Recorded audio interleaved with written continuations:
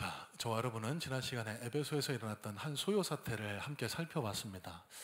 은세공업자 데메드리오라는 사람에 의해서 저 바울이 우리의 부화 번영, 그러니까 우상을 만들어 판매하는 자신들의 물질적인 이해관계가 침해당할 거라고 선동당한 무리들이요, 환호성을 지르면서 그 에베소의 중심 도로인 아카디안 도로에 쏟아져 나왔습니다. 바울을 잡아서 야외 극장으로 끌고 가 인민 재판을 하기 위해서였죠. 그런데 정작 바울은 찾지 못하고 그의 동역자인 가이오와 아리스타고를 우연히 만나 그들을 붙들고 야외 극장으로 끌고 가게 됩니다. 그곳에서 많은 사람들이 아데미를 또는 각자의 목소리로 함성을 쳤는데요, 이 소리를 들은 주변의 많은 에베소의 시민들, 그리고 에베소를 찾은 사람들이 무슨 일이 일어났나 궁금해서 더 많이 그 에베소의 야외 극장으로 몰려가게 됩니다. 그런데 중요한 것은 그 야외 극장에 모여있는 약 2만 5천여 명의 군중들은요, 자기가 왜 그곳에 있는지, 뭘 위해서 소리를 치고 있는지조차 모른 채 그곳에 모여 있었다는 사실입니다. 자, 여러분, 오늘 이어지는 본문은 이 에베소 야외 극장에서 일어났던 소요 사택에 대한 이야기를 그리고 있는데요, 자, 오늘 본문 말씀을 통해서는 하나님께서 저와 여러분들에게 어떤 하나님 나라의 교훈을 전달하기를 원하실지, 여러분, 우리의 눈과 귀, 우리의 심령문을 열고 하나님 말씀을 받아들일 수 있으시기를 소망합니다. 자, 먼저 33절, 34절 말씀 다시 한번 살펴보겠습니다. 유대인들이 무리 가운데서 알렉산더를 권하여 앞으로 밀어내니 알렉산더가 손짓하며 백성에게 변명하려 하나 그들은 그가 유대인인 줄 알고 다 한 소리로 외쳐 이르되 크다 에베소 사람의 아데미어 하기를 2시간이나 하더니. 자, 여러분, 당시 로마 시민들, 그러니까 에베소 사람들을 포함한 로마 시민들은요, 이 유대인들을 굉장히 싫어했습니다. 경멸하고 그들과 상종하지 않으려고 했습니다. 그 이유를 살펴보니까요, AD 50년경, 그러니까 주후 50년경에 로마에서 유대인들의 폭동이 일어나는데, 이 일로 당시 황제 클라우디우스 황제가요, 그 로마 시내에 있는 모든 유대인들을 밖으로 추방을 하게 됩니다.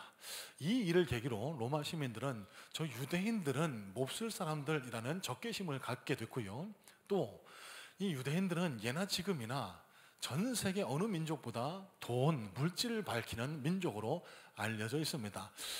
이러저러한 연고로 이 로마 시민들은요, 이 유대인들을 굉장히 기피하고 경멸했는데요, 여러분, 이 에베소 야외 극장에 모여있는 많은 사람들 가운데 유대인들도 있었을 겁니다.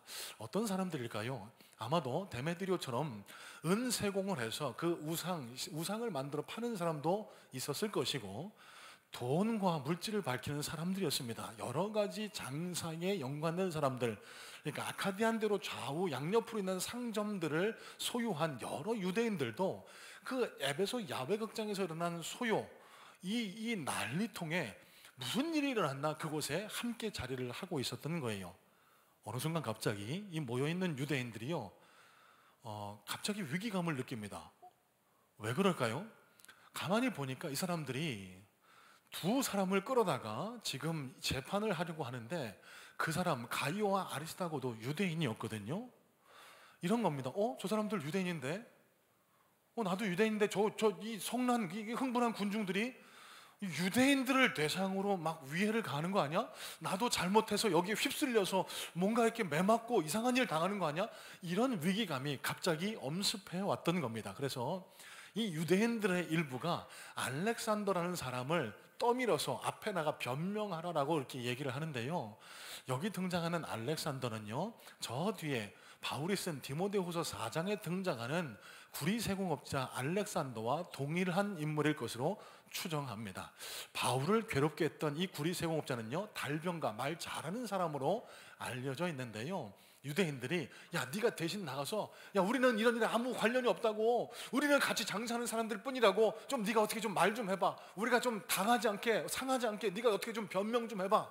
그래서 억지로 등 떠밀려서 군중 앞에 나갔던 겁니다. 막 변명을 하려고 하는데요, 흥분한 관중들이 듣습니까? 아니요. 이 알렉산더, 떠밀려 나온 알렉산더도 유대인인 걸 알고요, 그를 향해서도 아담이 하면서 각자의 소리로 함성치기를 2시간이나 계속했다라고 성경은 기록을 하고 있습니다. 자, 이어지는 35절, 36절의 말씀입니다. 서기장이 무리를 진정시키고 이르되 에베소 사람들아, 에베소시가 큰 아데미와 제우스에게서 내려온 우상의 신전지기가 된 줄을 누가 알지 못하겠느냐. 일이 그렇지 않다 할 수 없으니 너희가 가만히 있어서 무엇이든지 경솔히 아니하여야 하리라. 갑자기 막 사람들이 막 웅성웅성 들썩들썩 함성을 지르는 이 한가운데로 서기장이라는 인물이 두둥 하고 등장을 한 겁니다. 여러분, 영화 속의 한 장면을 한번 상상해 보시길 바랍니다. 막 로마 원형극장 같은 곳에요, 흥분한 관중들이 몰려 있어요. 막 함성을 지릅니다. 그런데 갑자기 빰빠라밤 빰빠라밤 나팔이 울리면서 한 지체 높은 사람이 가운데로 등장해요. 혼자 갔을까요? 아니죠. 서기장이면 굉장히 지체 높은 사람입니다. 호위병들을 대동하고 나타났을 겁니다. 자, 여러분, 이 갑작스러운 서기장의 등장에 흥분해서 소리 지르던 이 군중들이 잠시 잠잠해졌습니다. 그 잠잠해진 군중들에게요, 이 서기장은요, 지금으로 말하면 한 총리격에 해당한다고 볼 수 있는데, 총독이 있습니다. 그 주를 대표하는 총독 밑에서 행정, 입법, 재정을 관할하는 총괄 책임자가 이 서기장 그라마투스라고 성경학자들은 말하는데요, 이 서기장이 흥분한 관중들을 설득하기 시작합니다. 이보세요, 여러분, 왜 여기 이렇게 모여서 이렇게 함성 지르고 있습니까? 우리가 이 에베소 시민은 저 아데미 여신을 모시는 그런 1등 시민 아닙니까? 그리고 우리가 이 제우스로부터 내려온 이 우상 신전지기, 이 당시 운석으로 추정되는데 한 돌멩이가 제우스가 에베소에 내려준 우상이라고 생각하고 그것을 받들고 있었거든요. 그러니까 제우스가 내려준 것을 섬기는 신전지기라는 자부심이 에베소 시민들에게 있었던 거예요. 이 서기장이 에베소 시민들의 이 자부심을 건드려서 이렇게 흥분하지 말고, 그래서 이런 폭동 같은 걸 일으키지 말고 잠잠해라 라고 그렇게 설득하기 시작했습니다. 이어지는 37절로 40절 말씀은요, 서기장이 지금 일어나고 있는 소요 사태에 대한 전말을 정확하게 파악하고 판결하는 장면이 기록되는데요, 각자 흥분해서 왜 자기가 여기 와 있는지도 모른 채 모여있는 이 대다수의 군중들과는 달리 이 서기장은요, 이 소요 사태의 전말을 정확하게 꿰뚫고 있었습니다. 이렇게 얘기한 거예요. 여보세요, 당신들 지금 왜 이 사람들 가이오와 아리스다고를 붙들어 왔습니까? 내가 보니까 이 사람들 아데미 신전에서 뭐 물건 훔친 적도 없던데요. 그리고 이 사람들이 아데미 여신을 비방하지도 않지 않았습니까? 그러면 왜 죄도 없는 이 사람들을 끌고 와서 여러분 여기서 이런 큰 소요를 일으키고 있는 겁니까? 여러분, 흥분하지 말고 다 각자 자기 집으로 돌아가세요. 만약에 여러분들 그래도 고소할 일이 있다면 이 총독에게 매회 열리는 집회, 민회에다 고발하고 그때 처리하면 됩니다 라고 하고 그 사람들을 흩어지게 했던 겁니다. 흥분해서 모여있던 이 약 2만 5천여 명의 군중들이요, 이 서기장의 설득과 선포로 각자 자기 집으로 돌아가면서 이 소요 사태는 마무리되게 됩니다. 자, 여러분, 여기 39절에 보면은요, 민회라는 단어가 등장을 합니다. 이 민회라는 것은요, 이 서기장이 만약에 너희들이 너희들이 만족 못하겠거든, 이 민회, 이 당시의 사법집행기관이거든요. 지금의 법원입니다. 민회에 정식으로 고소해라 라고 할 때 민회라는 단어가 등장을 합니다. 여러분, 이 민회는 당시 로마 제국 내 도시 내에 사법 행정적인 일을 처리하는 정기적으로 열리던 미팅이었습니다. 그래서 이 민회를 영어 성경으로 번역한 영어 성경의 번역본을 보니까요, 타운 미팅이라고 번역을 하기도 하고 대다수는 legal assembly라고 그렇게 번역을 하고 있습니다. 자, 그리고 마지막 절인 그 모임을 흩어지게 하니라라고 했을 때도 이 모임을 영어 성경인 assembly라고 그렇게 표현을 하고 있는데요. 자, 여러분, 동일한 단어가 두 번 똑같이 등장하죠. 어셈블리, 모임이라는 단어입니다. 자, 헬라 원어를 찾아보니까요, 39절에 나타난 민회를 가리키는 어셈블리, 그리고 41절에 모임을 가리키는 어셈블리 동일하게 다 에클레시아라는 단어를 사용했습니다. 자, 자막은 나중에 좀 보여주세요. 자막 내려주세요. 예. 자, 이 에클레시아라는 단어가 동일하게 쓰였는데요, 39절에 민회라고 사용된 에클레시아는 앞서 말씀드린 대로 이 당시 에베소 사람들의 사법 행정적인 일을 치리하는, 통치하는, 판단하는 모임을 에클레시아라고 썼습니다. 또 41절의 모임 에클레시아는요, 왜 자기가 여기 와 있는지도 알지 못하고 모여있는 이 미련한 군중들을 표현할 때 에클레시아라고 사용을 했습니다. 여러분, 이 두 종류의 에클레시아 말고도 오늘 본문에는 숨겨진 에클레시아가 또 하나 있는데요, 그 에클레시아 모임은요, 이 미련한 군중들 사이에 구별되어 있는 가이오와 아리스다고의 에클레시아였습니다. 두 명밖에 되지 않습니다. 하지만 이 가이오와 에클레시아는요, 그 장소에 있었던 수많은 사람들과 확실하게 구별되는데요. 왜 그럴까요? 여러분, 가이오와 아리스다고는요, 주님을 모시는 사람들이었습니다. 예수님 때문에 이유를 알 수 없는 핍박을 당하고 있지만 그곳에서도 주님을 위해 서 있었던, 구별되어 있었던 사람들이 바로 가이오와 아리스다고의 에클레시아 모임이었다는 사실입니다. 자, 앞선 자막 다시 한번 보여주실래요? 여러분, 에클레시아라는 단어는요, 합성어입니다. 에크라는 단어, 뭐뭐로부터, 뭐뭐 밖으로라는 의미를 지니고 있고요, 칼레오는 부르다라는 단어입니다. 그래서 에클레시아라는 단어에 가지고 있는 본래 의미는요, 세상으로부터 밖으로 구별된, 그러니까 부름받은 사람들의 모임. 그래서 성경적으로 교회를 에클레시아라고 그렇게 지칭을 하고 있습니다. 여러분, 들어오시다가 본 건물이 교회가 아니에요. 예수님을 모시고 예수의 이름으로 하나 된 저와 여러분들이 모여있는 이곳이 바로 교회입니다. 비록 미련한 군중들 가운데 섞여 있었지만 주님의 이름으로 서 있었던 가이오와 아리스다고의 모임도 에클레시아였다는 것이고요. 여러분, 이런 맥락에서 오늘 본문에 나타나 있는 세 종류의 에클레시아를 조금 더 깊이 성찰해 봤으면 좋겠습니다. 첫 번째, 39절에 나타나 있는 민회로 번역된 에클레시아입니다. 여러분, 이 민회는요, 이 에클레시아는 사람들의 시시비비를 가리는 모임이었습니다. 누가 잘했고 누가 잘못했는지를 가리는 세상의 리걸, 그런 그 윤리적인, 법률적인 집단이었습니다. 여러분, 그런데 잘 아시듯이 시시비비를 가리는 것은 굉장히 중요합니다. 하지만 남들의 잘잘못을 가리는 것만으로는 자기 삶도 바르게 하지 못할 뿐더러 다른 이의 삶도 새롭게 하지 못합니다. 오히려 갈등의 골만 깊어지게 할 따름입니다. 여러분, 저는 생각해 봤습니다. 여기 민회라고 번역된 에클레시아는 세상에서 윤리적으로, 나는 윤리적으로 떳떳하다 그러면서 저 사람은 저게 잘못돼서 저 사람은 이게 뭐 잘못이야, 이런 것들을 판단하며 살아가는 비단 법률가들 뿐 아니라 이 세상에 많은 보통의 사람들을 가리키고 있지 않나. 여러분, 뉴스를 통해 보셨을 겁니다. 얼마 전에요, 강남의 한 업소에서 성매매를 시도하던 한 인물이 경찰에 붙잡혔습니다. 붙잡고 보니까 이 사람이 판사였어요. 더 기막힌 것은요, 이 성매매로 기소된 이 판사가 판사복을 벗고 고액 연봉을 받고 서울의 한 대형 로펌에 취업을 했답니다. 여러분 어떠세요? 화나지 않으실까요? 저는 참 기가 막히더라고요. 이 얼마나 법정에서는 막 위세가 등등하고 남들에게 호통치고 자기는 막 뭐 윤리적으로 도덕적으로 깨끗한 양, 얼마나 그렇게 기세 등등했을까요? 그런데 남들의 시시비비를 가리는 그 사람은 절대로 자신의 삶도 바르게 하지 못했습니다. 남들에게 선한 영향력도 끼치지 못했습니다. 본문 39절의 에클레시아가 바로 그런 종류의 에클레시아가 아닐까. 여러분 41절의 모임도 있습니다.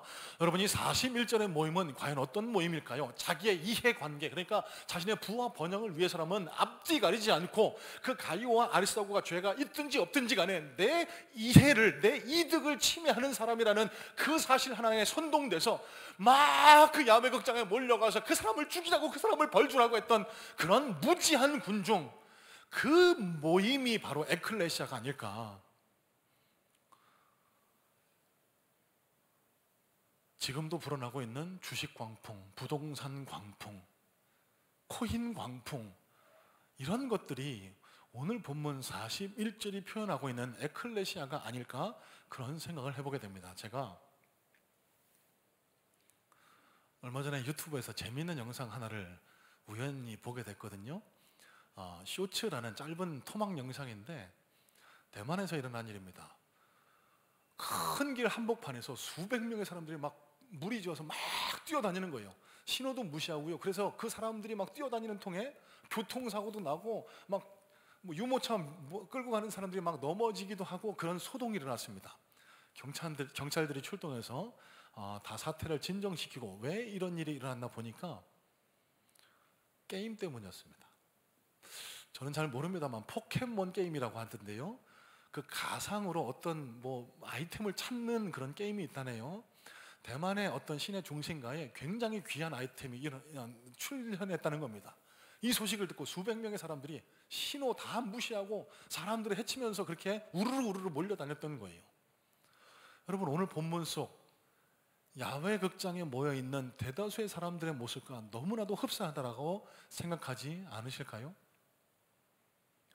여러분, 이 사람들은 각자 자기의 일상으로 돌아갔습니다. 이 사람들은 언제고 또 간단하게 선동돼서 자기 이해관계를 위해서라면 남들에게 해를 입히고 자신의 삶도 허무하게 날려버리는 그런 삶을 아마 계속해서 살아갔을 겁니다. 또 한 종류의 에클레시아가 있습니다. 가이와 아리스다고의 에클레시아. 주님 때문에 세상 밖으로 불러내어진 구별된 사람이었습니다. 이 가이와 아리스다고도요, 이 흩어진 군중들과 함께 자기의 삶으로 복귀했을 겁니다. 여러분, 어떻게 살아갔을까요? 주님의 이름으로 구별된 삶을 계속 살아갔을 겁니다. 계속해서 주님 앞에 참되고 바른 삶, 성실하고 아름다운 삶을 살기 위해 노력했을 거고요, 그런 삶을 통해서 자신의 삶도 참되고 바르고 의미 있게 갖고 갔을 뿐만 아니라 그 사람들의 삶을 통해서 주변인들에게도 선한 영향력, 주변인들도 하나님께로 인도하고 주변인들의 삶도 생명으로 건져내는 그런 아름다운 삶, 의미 있는 삶을 계속해서 살아가지 않았을까요? 여러분, 저와 여러분은 지금 성문교회라는 이름으로 이 자리에 모여 앉아 있습니다. 여러분, 교회는 건물이 아니라고 말씀을 드렸습니다. 교회의 진정한 의미는요, 세상 밖으로 거룩하게 구별된 사람들의 모임이라는 이 의미를 따라서 여러분, 지금 이 자리에 모여 앉아 있는 저와 여러분 한 분 한 분이 다 교회입니다. 여러분, 그러면 교회가 어떻게 참되어질 수 있을까? 교회가 어떻게 바르게 되어질 수 있을까? 여러분, 그리스도인의 참됨은요, 그리스도인의 바름은요, 예배당 안에서 판가름 나지 않습니다. 이 자리 안에서는 적어도 다 구별돼 보입니다. 다 거룩해 보입니다. 예배를 마치고 성전문을 나서는 순간부터 세상 속에서 살아가게 됩니다. 여러분들 각자의 일상을 살아가시게 됩니다. 오늘 본문에 이 야훼 극장에 모였던 인파가 각자 흩어져 자기의 삶으로 돌아갔듯이 우리도 그렇게 흩어져 자기의 삶을 살아갈 겁니다. 그 자리에서 어떤 삶을 살아가느냐가 우리가 정말 주님 때문에 거룩하게 구별된 부르심받은 사람들이냐 그렇지 않느냐, 참된 교회냐 그렇지 않느냐를 판가름하게 된다는 사실입니다. 여러분, 저는 소망합니다. 매주 소망하는 것은 우리가 이렇게 모여 예배를 드립니다. 짧은 시간 예배를 드리지만 이 짧은 시간을 통해서 하나님의 임재를 경험하고 하나님의 말씀을 통해 우리 심령이 새롭게 되어서 성전문을 열고 나가 우리의 각자의 일생을 살아가는 그 순간순간을 통해서 하나님이 인정하시고 세상 사람들이 인정하는 참된 에클레시아적인 삶을 살아가실 수 있기를 주님의 이름으로 축복하고 소망합니다. 그럴 때 우리의 삶도 바르게 되고 우리의 삶을 통해 주변인들의 삶도 새롭게 변화시키고 생명으로 인도하는 그런 참된 교회다운 삶, 에클레시아적인 삶을 살아가게 될 줄로 믿습니다. 제가 지난 주간에요, 장로님들과 함께 이제는 은퇴하신 장로님 몇 분을 찾아가 뵙고 인사하고 문안하는 그런 시간을 가졌습니다. 한 2주 전이었을 걸로 기억합니다. 장로님 한 분이, 목사님, 우리 은퇴하신 장로님 한 분이 지금 몸이 좀 안 좋으셔서 병원에 입원해 계신데 우리 같이 좀 가서 위로하고 좀 격려해 주시면 안 될까요? 그러시면서 당신들 자발적으로 각자 호주미 상당한 금액을 이렇게 좀 모아 오셔서 우리 같이 가서 우리 장로님을 좀 격려했으면 좋겠습니다. 그렇게 하시는 거예요. 그래서 우리 장로님들이 모아주신 금액과 우리 성도님들의 정성을 합해서 지금 병원에서 요양하고 계시는 한 장로님을 찾아뵙고 인사 나누고 기도해드리고 그렇게 돌아왔습니다. 점심시간 즈음이었어요. 그래서 날이 덥지 않습니까? 장로님들과 함께 막국수 먹었습니다. 또 벌써부터 머리에 막국수만 생각나시는 분들, 막국수를 함께 나누면서 이런저런 이야기를 하다가 이심전심 마음이 통하는 일이 일어납니다. 목사님, 우리 여기까지 왔는데 우리 그 장로님도 한번 뵙고 좀 인사드리고 가면 안 될까요? 아유, 장로님, 저도 그 생각하고 있었는데 너무 잘 됐습니다. 그랬더니 이 장로님들이 주섬주섬 이렇게 호주머니에서 지갑을 꺼내셔서 이게 좀 모으시는 거예요. 찾아가서 우리 연로하신 장로님, 여름에 더운데 지치지 마시라고 좀 시원한 과자도 좀 사잡수시라고, 큰 돈은 아니지만 좀 우리에게 정성을 모았다고 이렇게 위로해드리고 격려해드리고 기도해드리고 왔습니다. 제가 왜 이 말씀을 나누냐면요, 제가 이 일을 하는데 너무 마음이 뿌듯하고 행복하고 감사하더라고요. 이게 교회가 아닌가, 이게 그리스도인이 해야 할 일 아닌가. 남들의 시시 잘못을 따지면서 나는 아무런 잘못이 없다고 살아가는 그런 헛된 민회 에클레시아적인 삶이 아니라 부와 명예, 자신의 이득만을 위해서 불나방처럼 목적 없이 살아가는 의미 없는 그런 에클레시아적인 삶이 아니라 예수님의 이름으로 거룩하게 구별돼서 세상 사람들은 그렇게 못해도 우리만이라도 주변의 약한 분들을 돌아보고 하나님의 이름으로 연약한 분들을 위로하고 섬기는 이런 일들을 행하는, 지금 이 장소가 하나님이 기뻐하시고 칭찬하실 만한 교회가 아닌가, 그런 생각을 하게 됐습니다. 2023년도 여름 사역이 마무리되어 갑니다. 이제 오늘 오후 예배를 끝으로 D공동체 수련회도 마무리되게 되고 이제 돌아오는 화요일부터 있을 우리 소년부 여름 캠프를 마지막으로 우리 성문교회 다음 세대의 여름 사역이 끝나게 되거든요. 저는 소망합니다. 우리 D공동체 청년들, 그리고 중고등부 학생들, 우리 믿음의 다음 세대들 모두가 이번 여름 사역을 통해서 거룩하게 구별된 에클레시아적인 다음 세대가 되기를요, 잠시 잠깐 감정의 흥분, 감정의 동요 상태로 그렇게 이 여름 사역을 체험하고 다시 일상으로 돌아가는 게 아니라 받은 은혜를 품고 살아가서 어느 곳에 가든지 이제 가면 공부해야 합니다. 학교로 돌아가서 예수의 영광을 위해 살아야 합니다. 누구보다 열심히 성실하게 살아야 합니다. 그 삶을 통해서 하나님이 칭찬하시고 도우시고 그 앞길을 열어서 하나님의 영광을 나타내실 수 있는 그런 훌륭한 믿음의 다음 세대가 우리 성문교회를 통해서 나오기를 간절한 마음으로 소망해요. 여기 모여 앉아있는 우리 성문의 성도님들에게도 간절한 마음으로 소망하고 축복합니다. 여러분, 오늘 이 예배를 마치시고 성전문을 나서면서부터 시작되는 일주일간의 삶을 통해서 여러분 진정한 구별된 에클레시아적인 삶을 살아가실 수 있기를 주님의 이름으로 축복하고 소원합니다. 여러분, 그래서 우리의 삶을 통해 우리 자신도 바르게 되고 하나님의 영광도 드러나게 되는 그런 참된 교회, 참된 에클레시아적인 삶을 사셔서 하나님의 놀라운 칭찬과 상급, 하나님의 놀라운 능력도 경험하실 수 있는 우리 복된 성문의 성도님들 다 되실 수 있기를 주님의 이름으로 축복해요. 자, 두 번째입니다. 자, 20장 1절 말씀을 보시면은요, 이런 구절이 적혀 있습니다. 소요가 그침에 바울은 제자들을 불러 권한 후에 작별하고 떠나 마게도냐로 가니라. 자, 이 소요 사태가 마무리된 이후에 바울이 이 아시아, 그러니까 지금의 터키입니다, 아시아에서의 사역을 마무리하고 마게도냐로 넘어가게 됩니다. 2차 전도 여행 때 이 바울이 세웠던 데살로니가 교회, 베레아 교회, 그리고 빌립보 교회를 돌아보기 위해서였죠. 사진 한 장 보여주실래요? 잘 보이실까 모르겠습니다만 저 에베소에 머물고 있던 바울이 위로 올라가서 드로아에서 배 타고 2차 전도행 때 그랬던 것처럼 마게도냐로 건너가 쭉 밑으로, 그래서 그 아가야 지방의 고린도까지 가게 됩니다. 자, 여러분, 오늘 본문에 바울이 제자들을 불러서 제일 먼저 한 일은 권했다라고 그렇게 표현을 하고 있습니다. 1절에 권하다라고 표현된 이 단어가 헬라 원어로 파라칼레오라는 단어가 쓰이는데요, 격려하다, 위로하다라는 의미를 담고 있습니다. 무슨 뜻일까요? 여러분, 이제 저는 떠나지만 여러분, 내가 없더라도 그리스도인답게 여러분 계신 자리에서 에클레시아적인 삶을 살아가셔야 됩니다. 그렇게 제자들을, 에베소의 그리스도인들을 권면했던 거예요. 그리고 나서는 작별하고 떠났다라고 성경은 기록을 하고 있습니다. 자, 여러분, 이제 다음 주부터 본격적으로 살펴볼 20장에 기록된 내용을 살펴보기 전에 우리가 오늘 마지막으로 살펴봐야 할 단어가 바로 여기 작별하다라는 단어입니다. 여러분, 여기 작별하다라고 기록된 이 단어는요, 헬라 원어로 아스파조마이라는 단어가 쓰였는데요, 이 아스파조마이라는 단어에 포함되어 있는 의미는 인사하다, 포옹하다라는 의미를 담고 있습니다. 그러니까요, 바울이요, 이 3년 동안의 정든 에베소를 떠나면서 이 에베소의 제자 한 사람 한 사람과 포옹을 하면서 깊은 석별의 정을 나눴던 거예요.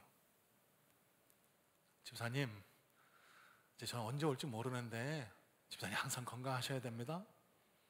권사님 힘내시고 제가 늘 기도할 거니까 권사님 어느 자리에 계시나 늘 건강하세요. 장로님 어디 있든지 간에 우리 좋은 소식 영어로 교류합시다. 한번 끌어안고 그렇게 뜨거운 포옹을 나누며 작별의 인사를 했던 거예요. 여러분, 생각해 봐야 할 것은 오늘 이 장면이 에베소에 있는 제자와 바울의 마지막 만남이었습니다.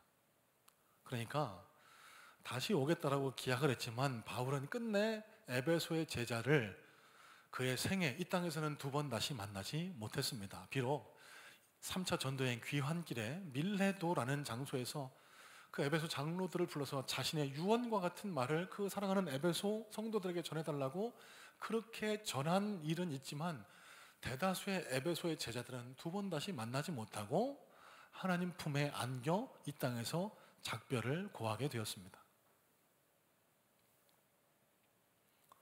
바울이 이 에베소에서 3년의 시간을 보냈다라고 말씀을 나눴습니다.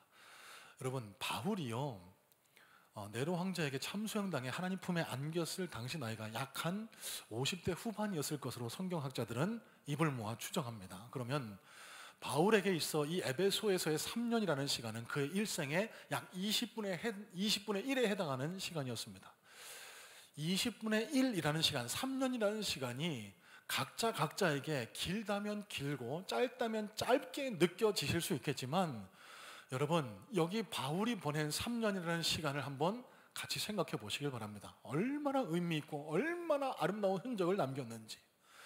여러분, 여기 에베소의 제자들과 어떻게 이렇게 뜨거운 아름다운 작별의 정을 나눌 수 있었을까요? 그 에베소에서 바울은 혼신의 힘을 다해서 자기 사명에 충실했습니다. 천막을 만드는 사업을 하면서도 주의 말씀을 전하기 위해서 남들 다 낮잠 잘 때 그 두란노 서원에 모여서 말씀을 가르치고 피곤을 이기고 그렇게 하나님 말씀을 전하는데 조금도 쉼없이 거침없이 그렇게 달려왔습니다. 그곳에서 본을 보이기 위해서 천막 사업을 계속 이어가면서 남들에게 손 벌리지 않냐고 모범적인 삶을 살기 위해서 가이오와 아리스도고 붙들려 갔을 때도 나 가서 가이오와 아리스도고를 구해내야 돼, 그렇게 할 정도로, 제자들이 말릴 정도로 바울은 그곳에 제자들과 뜨겁고 아름다운 시간을 보냈습니다. 그 결과가 바울이 보낸 이 아름다운 작별, 이 석별의 정, 여러분 상상해 보세요. 이런 뜨거운 3년이라는 시간을 보내고 헤어지는 이 바울과 에베소 제자들의 마지막 작별의 장면을 얼마나 뜨거웠을까요? 얼마나 감격적이고 얼마나 가슴에 뜨거운 감정이 남았을까요?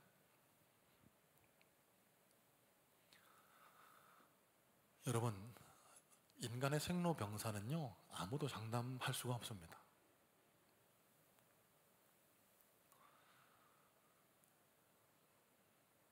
바울도 여기 에베소 제자들과 다시 만날 것을 굳게 확신했지만 바울은 끝끝내 하나님의 인도하심을 따라 로마까지 끌려가서 그 행적을 통해서 두 번 다시는 에베소에 있었던 제자들을 만나지 못하고 하나님 품에 안겼습니다. 여러분, 오늘 말씀의 맥락을 쫓아서 우리가 한번 같이 생각해 봤으면 좋겠습니다. 이 예배를 마치고 우리 각자 삶의 자리로 흩어지게 될 텐데, 내 옆에 있는 분들, 아니 지금 내 옆에 계신 분들과 바울이 에베소 제자들과 나눴던 이런 뜨거운 작별, 뜨거운 포옹을 할 수 있다고 생각하실까요?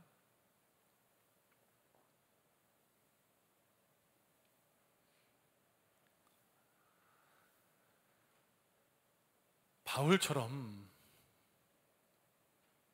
하나님이 내게 허락하신 시간을 의미 없이 헛되이 흘려보내는 것이 아니라 한순간 한순간 최선을 다해, 생명을 다해 그렇게 살아간 결과 내 코끝에 숨이 멎었을 때 내 작별을 아름다운 기억으로 추억할 만한 사람들이 내 주변에 많이 있다라고 그렇게 생각하실 수 있을까요?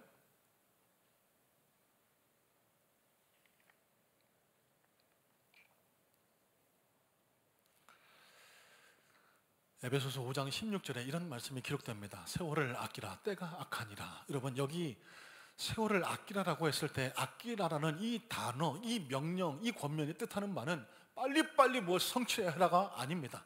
시간을 건져 올려라라는 의미를 담고 있습니다. 여러분, 무슨 뜻일까요? 여러분, 시간은 누구에게나 다 공평합니다. 그 시간을 어떻게 사용하느냐, 어떻게 건져 올리느냐에 따라서 우리의 삶이 평가되고 우리의 흔적이 이 세상 속에 남게 됩니다. 여러분, 지나온 3년의 시간을 한번 스스로 평가해 보시길 바랍니다.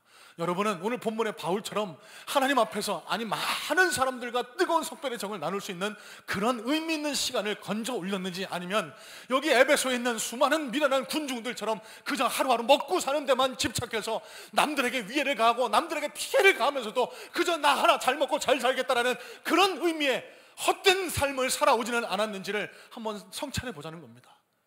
그리고 결단하자는 겁니다. 이제 우리에게 또 하나님이 시간을, 기회를 허락하실 텐데 내게 주어진 일주일간의 삶을 통해서 나는 뭘 건져 올려야 될지를 깊이 성찰하고 이 일주일, 다가올 일주일을 하나님 앞에서, 세상 앞에서 내 주변의 사람들에게 의미 있는 아름다운 흔적을 남기는 시간을 보내보자고 한번 오늘 이 시간 결단해보자는 겁니다. 저와 여러분의 삶이 더 풍성해지고 더 아름다워지고 더 참되고 바르게 되는 은혜가 우리에게 일어나지 않을까요?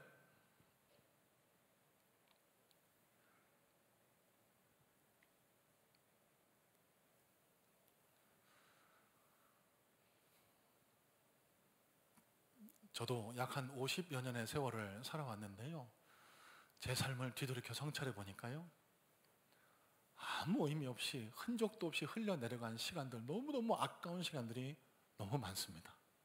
너무 한탄스러워요. 너무 안타까워요. 세상에서 먹고 마시고 즐기는데 그렇게 사용했던 시간, 늘 술에 취해서 밤거리를 헤맸던 시간, 제 삶에는 아무런 흔적을 남기지 못합니다. 하지만 주님 안에서 살아왔던 이 시간 속에서요, 저는 비록 연약하고 너무 부족하지만 너무 많은 은혜를 경험하며 살아가거든요. 부족하지만 목사를 위해서 기도해 주시는 분들이 있고요, 저를 만나면 늘 환하게 웃어주시는 분들도 계시고요, 제가 안 보이면 무슨 일이 있었냐고 염려하고 걱정해 주시는 분들, 그런 분들이 있어서 저는 오늘도 이 자리에 서서 말씀을 전하고 힘을 얻어서 이 목회 활동에 임하고 있는 것 같습니다. 그래서 제가 한 모임에서 이런 이야기를 한 적이 있습니다. 하나님께서 허락하신 이 귀한 만남, 전 절대로 놓치지 않을 겁니다. 제가 그 고백을 하고 얼마나 제 스스로 감동하고 결단이 생겼는지 몰라요.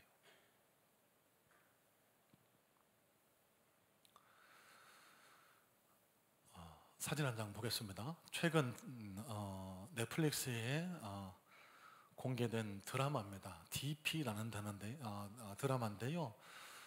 이 드라마는 군인 이야기를 다루고 있습니다. 탈영한 군인을 잡아오는 그런 과정에서 생기는 스토리를 엮어낸 드라마인데요.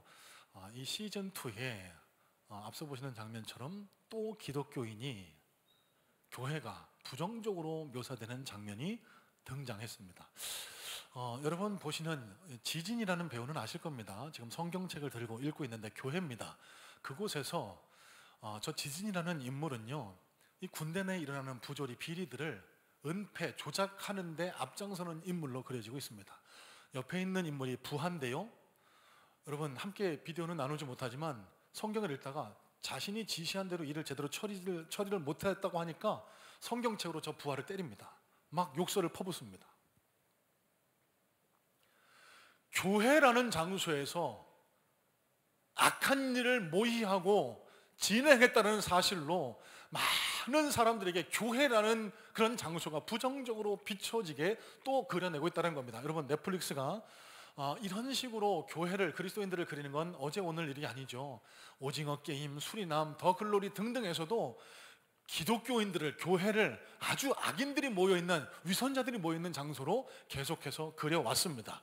자, 그래서 한 전문가는요, 이렇게 분석을 하기도 합니다. 빌런은 악인을 가리킵니다. 빌런이 기독교인이라는 사실은 관객에게 빌런을 더 증오하고 미워할 수 있는 동기를 제공한다라고 설명하기도 합니다. 윤영훈 성결대 교수는요, 이런 현상에 대해서 이렇게 분석을 하기도 했습니다.